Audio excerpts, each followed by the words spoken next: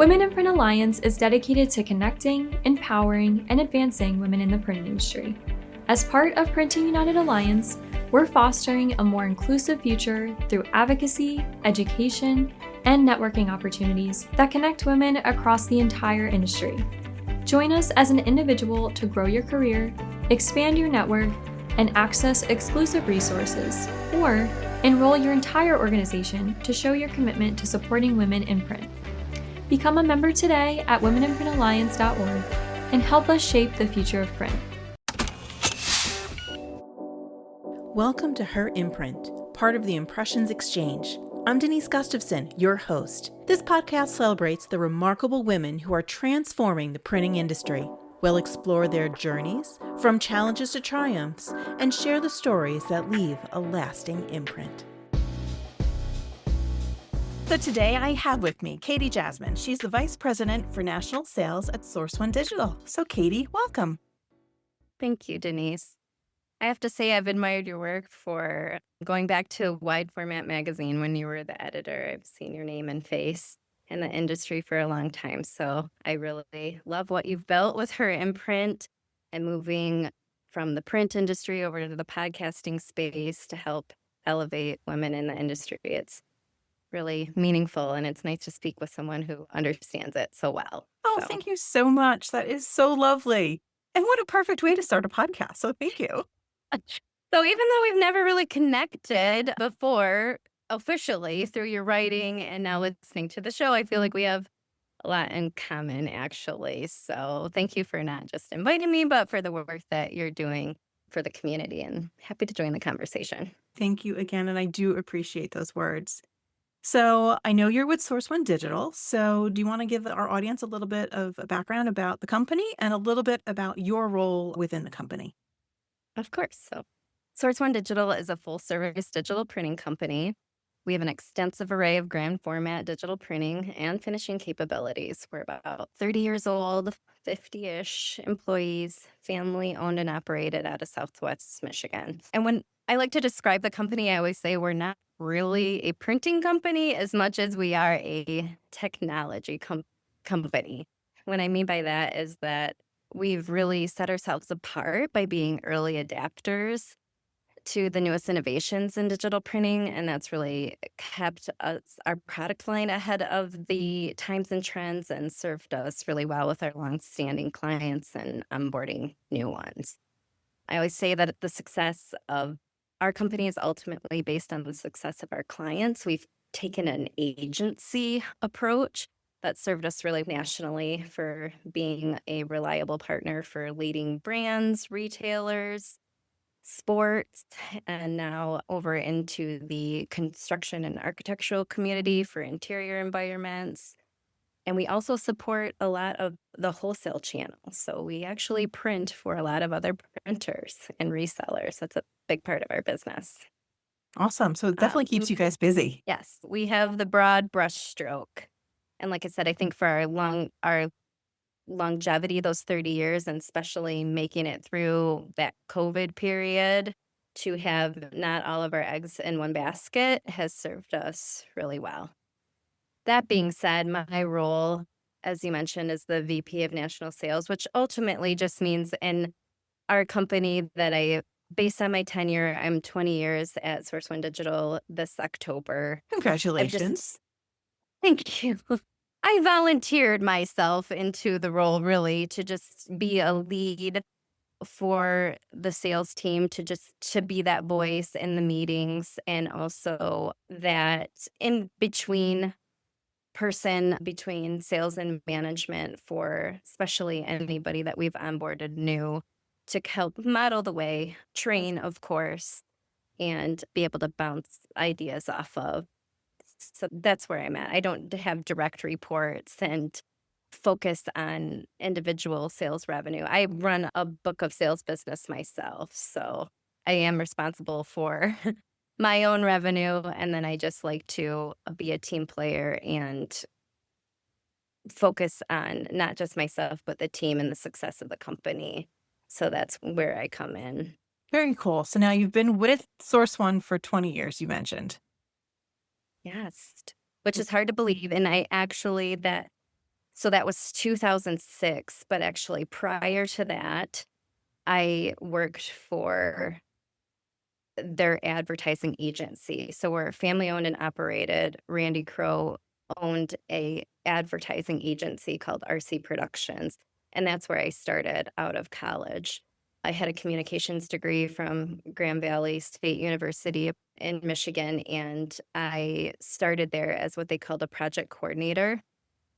And that was a great entry role because working with an advertising agency, they were representing clients who needed all the different media outlets to build brand awareness and put their marketing efforts on the streets. So that meant I was bidding out litho printing, screen printing, wide format printing to their in-house company, which at the time was called Source One Signs, which is now Source One Digital. And I would also call in billboard companies and radio and TV and collect all those estimates and help that rep build that media plan, is what they would call it in an advertising agency. So right off the rip, I was getting a lot of personal touches with all these different printing companies about their product and how they price it and how it fits against the other options there are. And I did that for a couple years, and then I did leave. And interestingly, and I know this happens a lot, I feel like maybe not just in the printing industry, but other industries where sometimes you have to take a step back, take a step forward. I like to call it a sabbatical. Yes, sometimes you need those. Got to reset and figure it out, Yeah. right?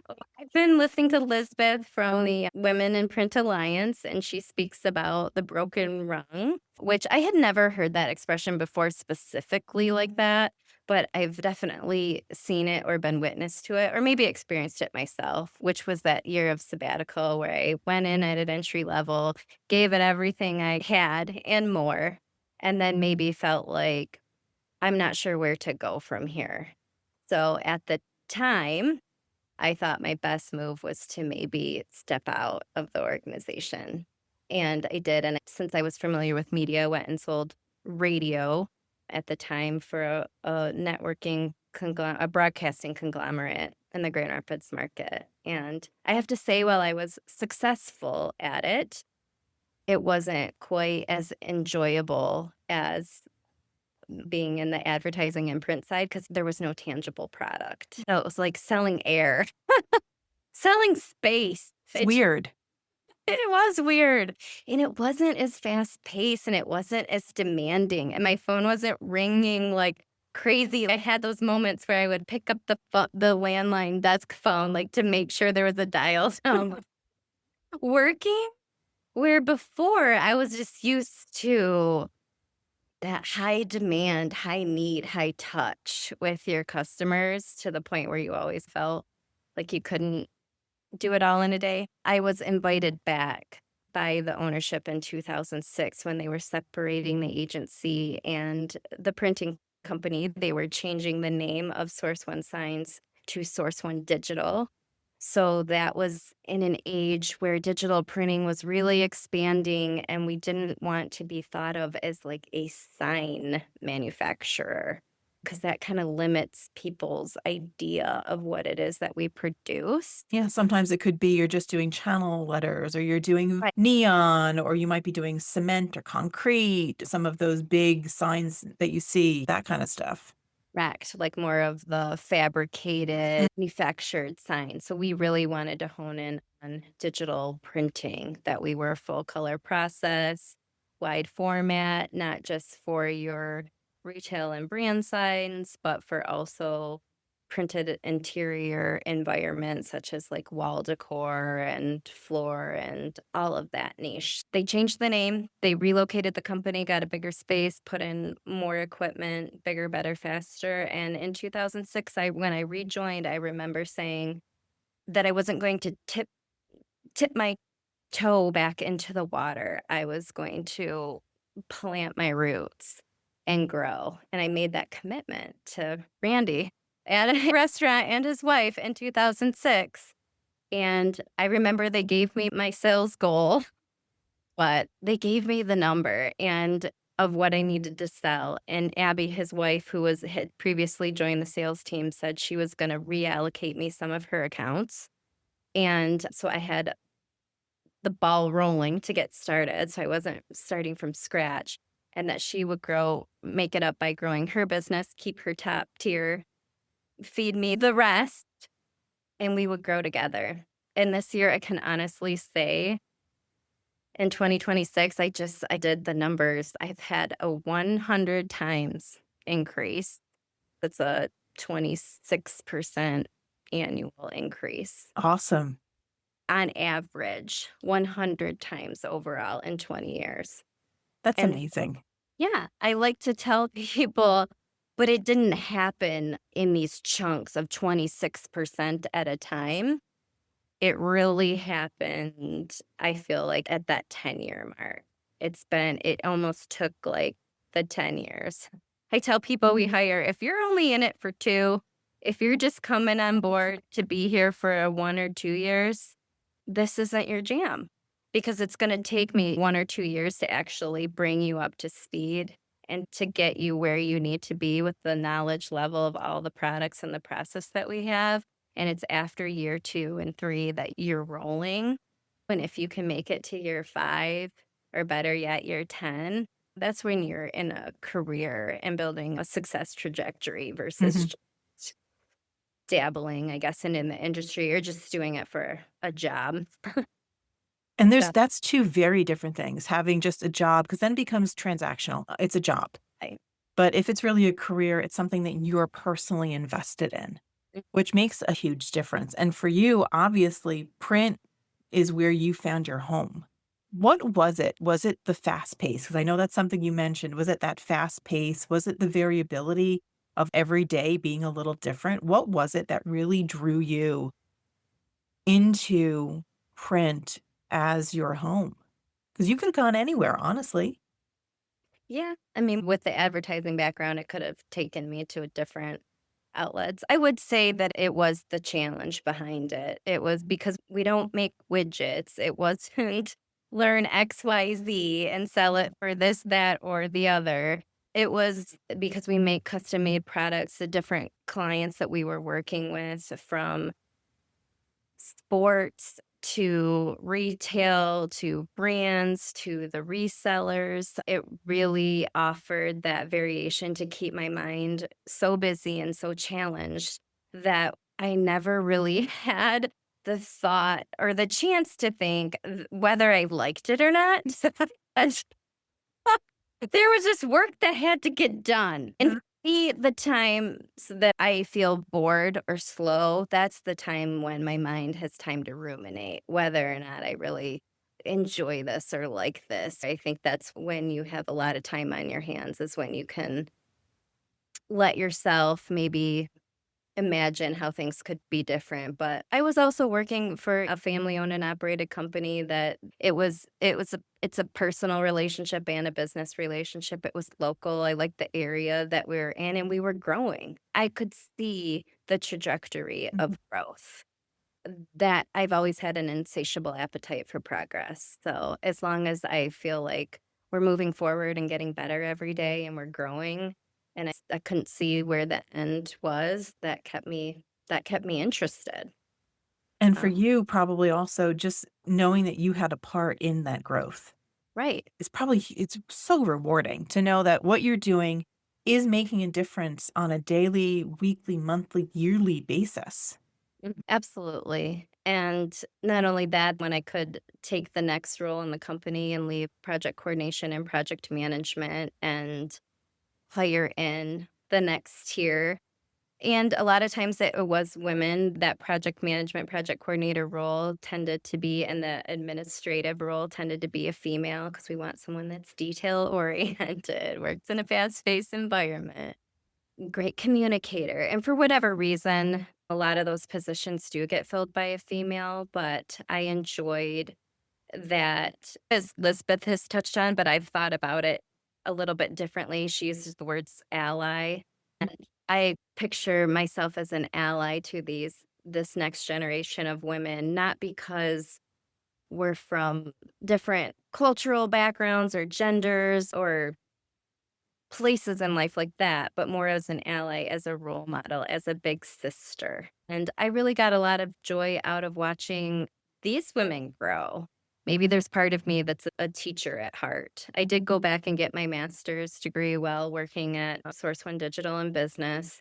So I am one of those always learning, trying to hear other people's perspectives and follow the research. And getting that master's degree helped me hone in on some of those skills.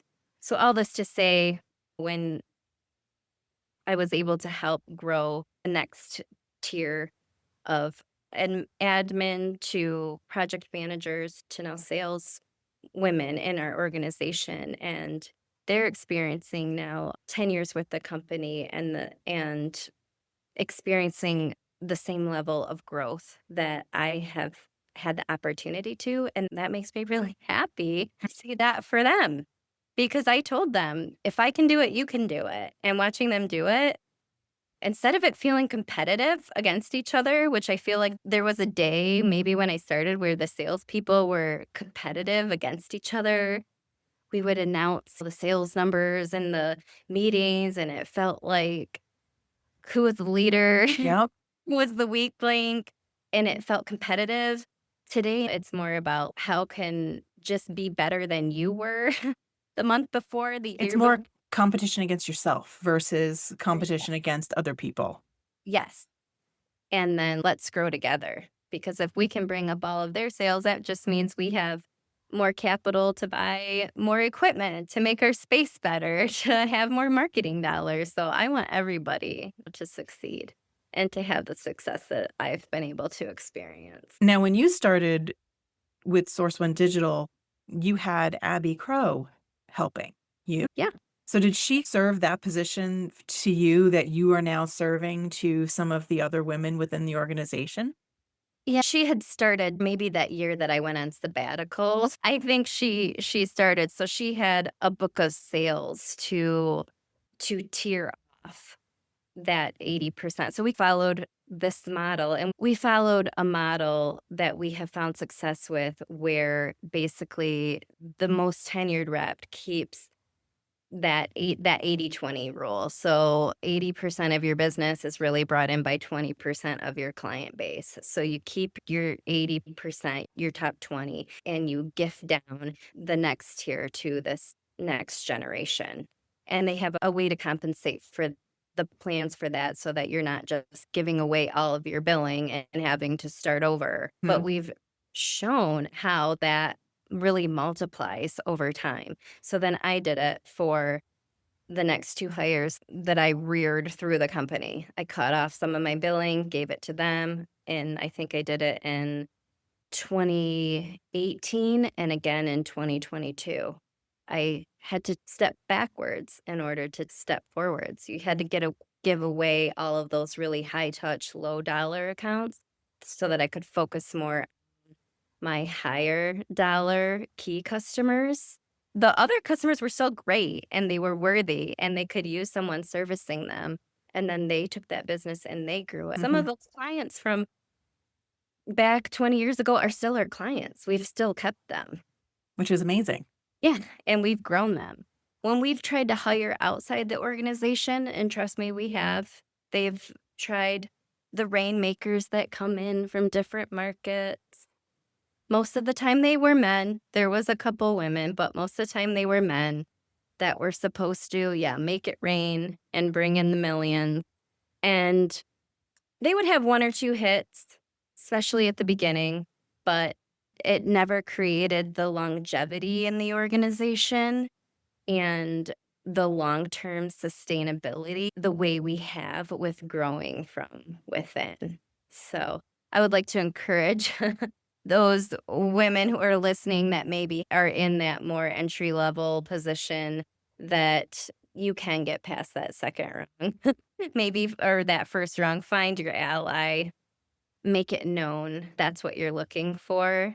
And if you have put in the effort and the energy, I guarantee they would rather look at hiring, bringing up from within than having to go outside and start over, And retrain.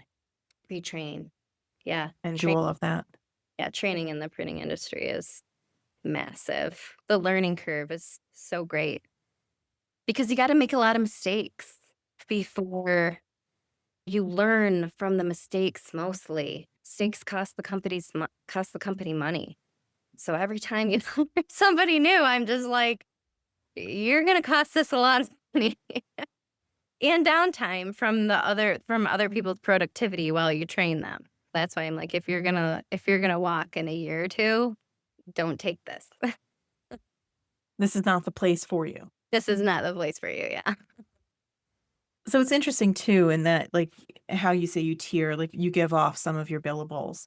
But that also, I think, keeps all of the sales reps engaged too, because now you've given away some, so you need to now reach out to do more with your current customers, but you're still reaching out to new customers. So I think it's healthy because you're not just working with what you have. You have to continue to grow and work and do that cold calling too in some cases.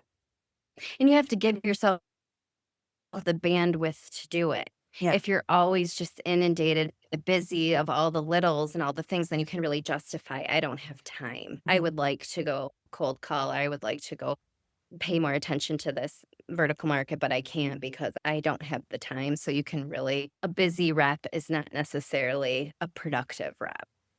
So I am not a fan of being busy.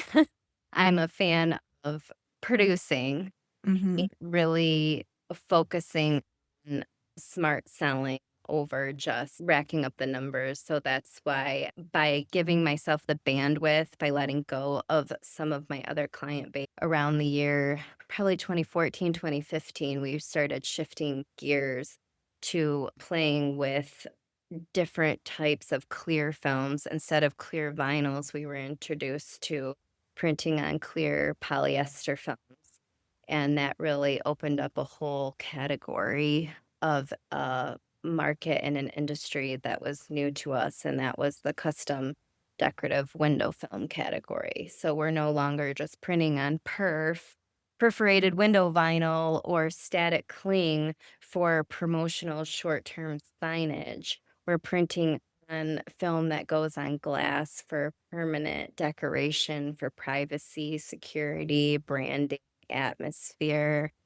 And once I got a taste of that community, what they call your interior environments graphic Mhm. package, where you're looking at that, and then you get the opportunity to bid on the wall coverings, which is like type 2 commercial grade wall covering.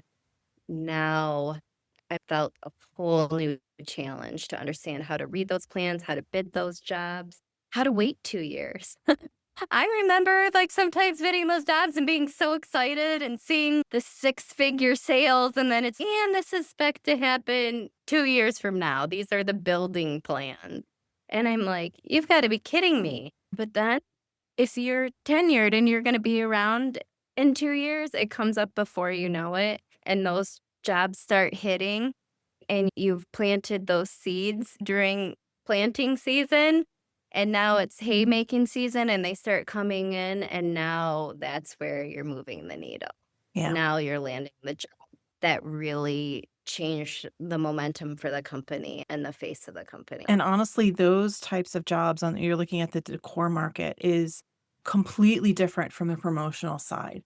But there's so much margin, there's so many opportunities, and when you're dealing with the architects, you're dealing with the folks that are building and getting in at that ground level to be able to work with them as they're creating the building. There's something really satisfying, and that's something so different, but I don't think enough wide format folks are really moving into that side of the market, but it's a huge area. One of the reasons why I love it even more because the competition isn't as great, and also it's not just a price. It's not so price competitive on the square foot because you're really offering something that's being seen as permanent construction and architecture, and the price isn't as important as quality It's so and different. Yeah. getting it done in the timeline and the consultative sale, talking about the longevity, the warranty of the product, how to prepare the walls, how to subcontract the correct installation group the sign and graphics install community is not necessarily the trained technicians for the polyester window film product. So we had to learn that whole side of the business because these products, the window films and the wall coverings, are only as good as they are professionally installed. So to really hear from those professional install technicians about what they like to work with, how they do it, what they need, what they see succeed and fail, it really just opened up a whole new category for us. And we were able to not only onboard what came to be a new $1 million customer because of it, we also created a brand of our own decorative film that we now call Creative Effects Custom Window Films and have a landing page just for that product line. Cool. So that was a challenge and a growth opportunity for me as well to bring a brand to market and watch how it simmers and then boils and grows. And we saw that boiling point in 2016, I think, was the peak of our time then when it was so new and innovative and people were really biting onto it and there was no competition. And then after a peak, there's a valley, as there is in sales. And again, if you're not for the long term, there's a lot of people that want to jump out when they're in the valley. But then And that high that's point comes back again.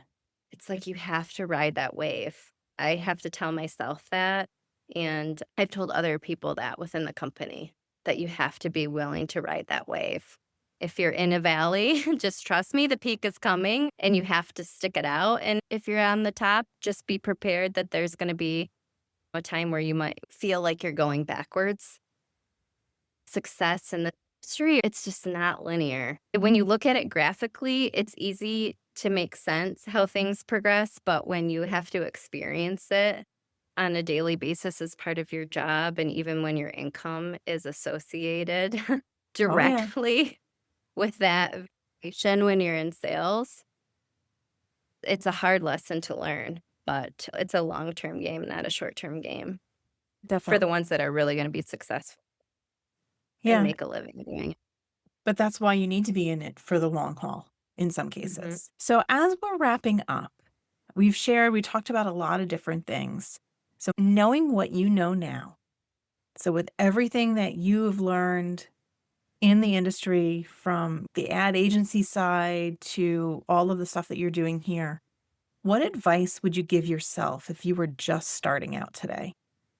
If I were just starting out, I'd tell myself to not wait until I felt ready to become her. And what I mean by that is this is something that I haven't really understood until this last year, actually, where I've been exploring more about the difference between behaviors and identity. And what I mean by that is for all the women who are starting, that you're never going to feel confident in the beginning. You're not going to have the tenure, the reputation, the experience. But confidence isn't what you have before you do the thing. It's what you build after you do it. And so there's a difference between self-trust and self-confidence. And when I first started out in print, I had a rep. He was an offset litho rep, and I had to call on him constantly to get quotes and because I didn't know what I was doing.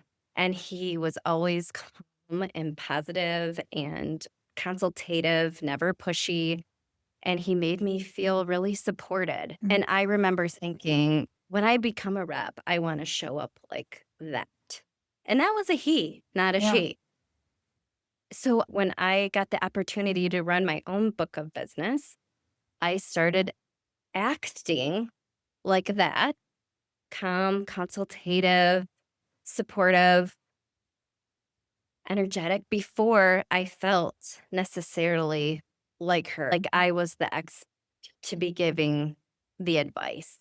And so you don't have to wait to feel like you've arrived. You can show up like the woman that you want to become or the rep that you want to become. Every time that you keep that promise to yourself, you build the track record, and that track record reinforces your self-trust that you follow through on what you say you're going to do. And now you're like, hey, I did that. I showed up.